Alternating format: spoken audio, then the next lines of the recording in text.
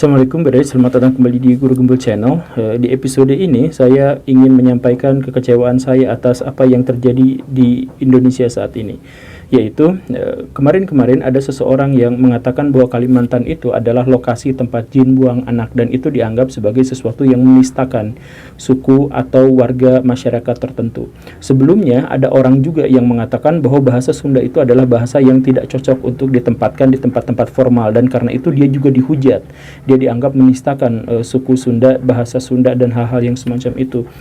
Saya berangkat dari kekecewaan karena sebenarnya masalah-masalah seperti itu adalah masalah yang tidak bisa dipolitisir dan tidak seharusnya dipolitisir. Kalau itu dianggap sebagai masalah etnik misalkan, maka orang-orang di Indonesia pada dasarnya itu tidak suka membawa masalah-masalah seperti ini ke ranah publik. Orang-orang Indonesia itu biasanya membicarakan masalah ini secara kekeluargaan, kemudian membahas dalam kaidah-kaidah, dalam norma-norma adat, kemudian mereka sangat mudah untuk memaafkan, mereka sangat mudah untuk mendamaikan, mereka tidak terlalu suka dengan recok-recok di media dan kemudian demonstrasi dan sebagainya. Orang-orang Indonesia itu adalah orang-orang yang terkenal sangat ramah tamah, bahkan menjadi sebuah legenda hidup. Mental yang menjadi legenda hidup dalam tanda kutip di Indonesia itu adalah keramah tamahannya, sehingga orang bule manapun kalau datang ke Indonesia kemudian ditanya, hal pertama yang mereka jawab tentang kesan di Indonesia adalah bahwa masyarakat Indonesia itu adalah masyarakat yang ramah tamah. Nah, sekarang kok ada fenomena yang aneh gitu, sedikit-sedikit lapor, ada masalah seperti ini lapor, ada masalah seperti ini lapor. Hal yang tidak janggal lagi sebenarnya adalah bahwa orang-orang yang membicarakan terkait dengan isu tertentu itu biasanya adalah politisi atau orang di bawah partai politik tertentu. Seperti Pak Edi yang kemarin ngomongin soal Kalimantan tempat jin buang anak, itu adalah politisi atau orang partai. Begitupun dengan Pak Arteria Dahlan yang dikait-kaitkan dengan partai politiknya. Begitu, maka yang menuntutnya pun adalah orang-orang partai atau orang-orang yang terkait langsung ataupun tidak langsung dengan partai politik. Begitu. Jadi ini sebenarnya ngomongnya sebenarnya masalahnya etnik, masalah ya hal-hal yang semacam itu, tapi sebenarnya ini adalah masalah yang tidak jauh dari urusan-urusan politik. Itu yang pertama. Dan yang kedua yang membuat saya kecewa itu adalah bahwa isu ini kemudian menutup isu yang jauh lebih besar terkait dengan pemindahan ibu kota. Kan di sana itu sebenarnya ada konspirasi besar di sana itu, walaupun secara keseluruhan itu memiliki itikad yang baik, tetapi tentu saja ada orang-orang yang berkepentingan untuk mendapatkan harta kekayaan dan akses kekuasaan lebih di situ yang masuk ke situ. Nah, ketika itu diwacanakan kemudian ditutup oleh masalah yang sebenarnya terlalu normatif seperti ini. Ya, tapi ya itu mah urusan nanti lah ya. Semoga di akhir video ini Barai bisa menyimpulkannya sendiri. Tapi sekarang kita akan bahas tentang apakah ungkapan satu lokasi tempat jin buang anak itu adalah sebuah penistaan atau ujaran kebencian dan sebagainya. Saya di sini berbicara sebagai pakar dari bahasa jin. Saya ini adalah ahli core of the core terkait dengan tata bahasa ilmu perjinan dari Universitas Bojong Haleang. Jadi begini ceritanya Baraya. Kata-kata ini sebenarnya adalah kata-kata yang mulai populer di sekitar daerah Jakarta itu tahun 1960-an. Siapa yang mempopulerkannya tidak pernah kita ketahui, namanya juga folklore. Folklore itu milik masyarakat. Kita tidak tahu siapa yang pertama kali mencetuskannya, tetapi kita mengetahui atau kita bisa menduga bahwa yang mempopulerkannya itu adalah almarhum Pak Benyamin Sueb. Dengan berbagai filmnya, dengan berbagai pementasannya, dia sering mengungkapkan kalimat-kalimat yang seperti ini. Tetapi bahasa-bahasa seperti ini atau ungkapan seperti ini juga sudah ada jauh hari sebelumnya, misalkan tahun 1948. Beberapa daerah di Jakarta itu sering disebut sebagai daerah tempat jin buang anak, misalkan di Ancol atau di Kemang atau misalkan Kebayoran Baru. Nah, itu adalah wilayah-wilayah yang dulu disebut sebagai tempat jin buang anak. Begitu. Apa maksud dari ungkapan itu? Sebenarnya ungkapan itu menunjukkan bahwa ada suatu lokasi, ada suatu tempat yang tidak terlalu tertata, karena itu wilayah yang cenderung primitif, yang jauh dari hiruk pikuk peradaban, tetapi itu jaraknya tidak terlalu jauh dari peradaban gitu. Jadi orang-orang yang berperadaban datang ke sana menganggap bahwa itu adalah tempat yang angker, penuh dengan jin dan lain sebagainya. Nah, maka dalam perspektif ini orang Kalimantan seharusnya tidak terlalu bereaksi keras terhadap ada orang yang mengungkapkan bahwa Kalimantan itu tempat jin buang anak. Kenapa? Karena pertama, kita harus mengkonfirmasi kepada masyarakat pertama yang mengeluarkan ungkapan ini. Siapa? Masyarakat Betawi. Masyarakat Betawi menyebut istilah-istilah seperti ini bukan sebagai ujaran kebencian, tetapi sebagai penolakan kalau misalkan diajak ke tempat itu, karena tempat itu adalah tempat yang jauh dari hiruk-pikuk perkotaan. Tetapi dalam ilmu semantik, jadi ilmu bahasa, ya filsafat bahasa, mungkin Baraya pernah tahu ilmu semantik. Dalam sudut pandang ini, maka orang Kalimantan itu sangat wajar untuk menjadi marah. Kenapa? Karena sebuah ungkapan itu pemaknaannya tidak harus sesuai dengan nilai-nilai pragmatis atau nilai-nilai historis, tetapi bisa aja dihubung-hubungkan dengan nilai-nilai afektif. Jadi misalkan saya ungkapkan seperti ini, Baraya, Bandung, orang-orang Bandung itu senang kalau disebut Bandung kota kembang. Padahal secara historis, kata Bandung kota kembang itu artinya adalah Bandung kota pelacur. Kembang yang dimaksud itu adalah pelacur, perempuan-perempuan yang wajahnya cantik-cantik, yang kalau misalkan orang-orang bule, orang Inggris, orang Belanda datang ke Bandung lewat stasiun Bandung, nah itu disambut oleh perempuan-perempuan yang ya seperti itulah, yang cantik. Tetapi ungkapan itu yang nadanya sangat negatif itu dipahami oleh orang-orang Bandung justru sebagai sesuatu yang positif.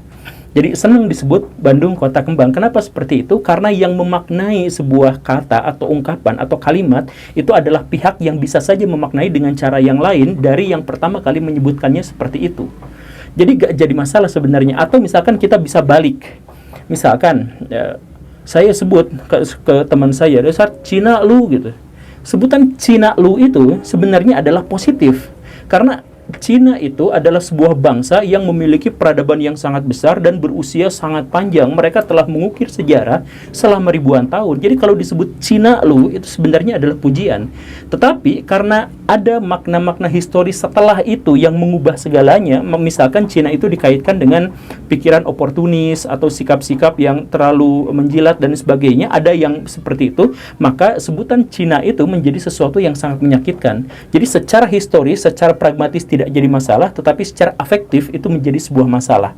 Nah, dalam ilmu atau kajian-kajian semantik, kata-kata, ungkapan atau hal yang semacam ini tuh adalah sesuatu yang sangat biasa. Sesuatu yang baik bisa menjadi buruk, sesuatu yang buruk bisa menjadi baik. Termasuk dalam hal ini menjadi wajar kalau misalkan orang-orang Kalimantan itu marah dengan sebutan misalkan tempat jin buang anak. Kenapa? Karena mungkin ini diasosiasikan oleh mereka itu sebagai sesuatu yang kumuh, primitif, jauh dari peradaban dan hal-hal yang semacam itu, dan karenanya ini menjadi sesuatu yang sangat buruk.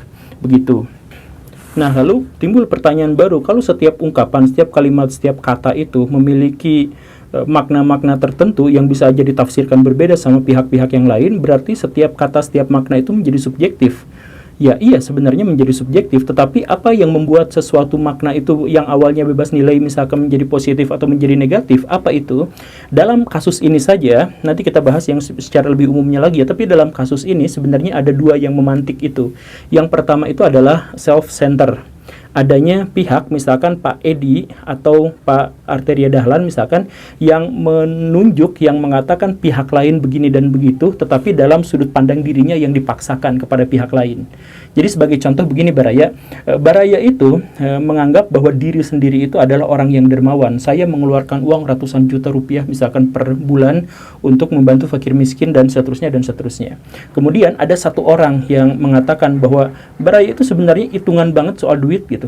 Nah, pernyataan hitungan banget soal duit itu adalah pernyataan yang netral, tidak mengejek, tidak juga memuji, hitungan duit gitu kan. Nah, tetapi ketika Baraya sebelumnya menyatakan bahwa saya ini dermawan, kemudian ada orang yang mengatakan seperti itu, Baraya menganggap bahwa orang itu menilai saya secara sepihak, bahwa orang itu gak melihat saya apa adanya, orang itu gak tahu apa-apa tentang diri saya.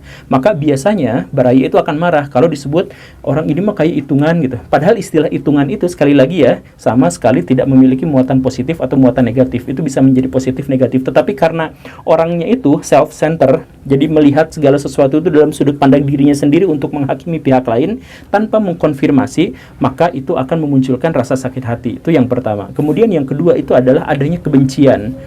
Jadi kebencian itu adalah salah satu masalah yang paling mendistorsi makna dalam sebuah kalimat atau ungkapan atau pernyataan atau kata-kata.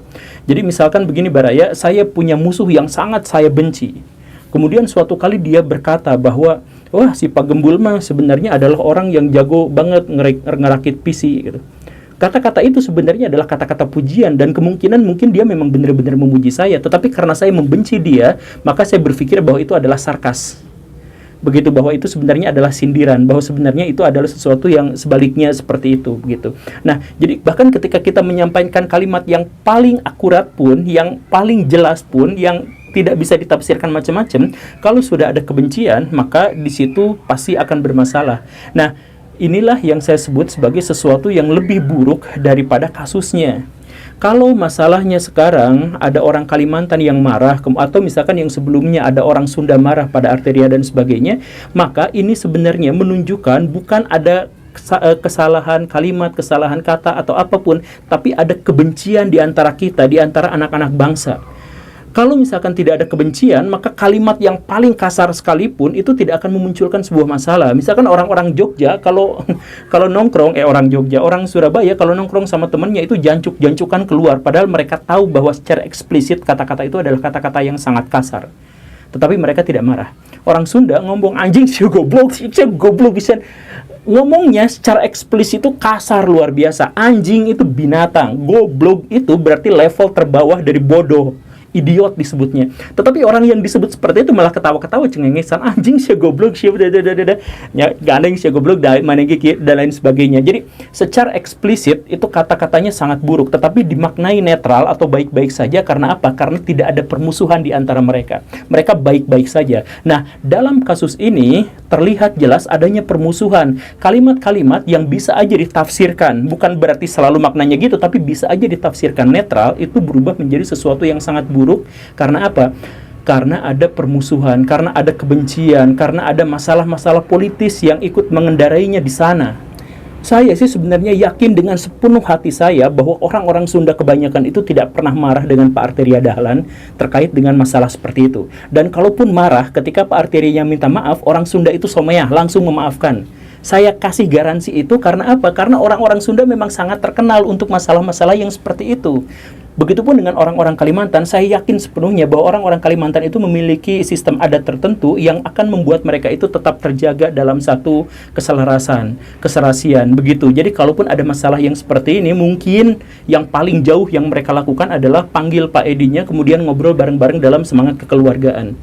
Biasanya seperti itu. Dan istilah jin buang anak itu bukan istilah orang Kalimantan. Jadi kalau misalkan mereka menafsirkannya aneh-aneh dalam satu sisi dalam dunia semantik, kemudian mereka misalkan memahaminya secara afektif, wajar saja kalau misalkan mereka marah.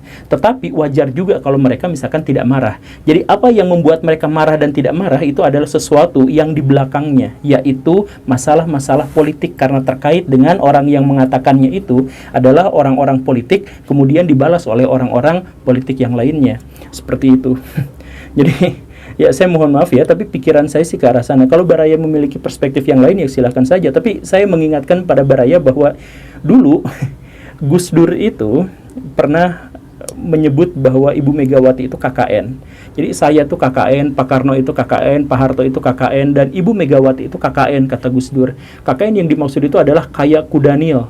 Ibu Megawati disebut Kaya Kudanil di sebuah forum yang sangat besar dan dijadikan bahan tertawaan semua orang yang ada di situ. Tetapi tidak pernah ada tuntutan, tidak pernah ada hujatan, tidak pernah ada makian dan apalagi masuk ke ranah hukum dan sebagainya. Kenapa? Karena semua rakyat Indonesia pada waktu itu bersatu dalam kerukunan, dan mereka mengetahui bahwa Gus Dur itu memang bikin leluconnya dengan cara yang seperti itu gitu. Jadi kalimat yang mengejek secara paling eksplisit pun tidak ada masalah jika terjadi pada masyarakat yang baik-baik saja. Jadi ketika ada bahasan-bahasan seperti ini, maka mari kita introspeksi diri sama-sama bahwa sesungguhnya masyarakat kita sekarang masyarakat yang tidak sedang baik-baik saja. Terima kasih karena sudah menyimak. Saya Guru Gembul. Assalamualaikum warahmatullahi wabarakatuh.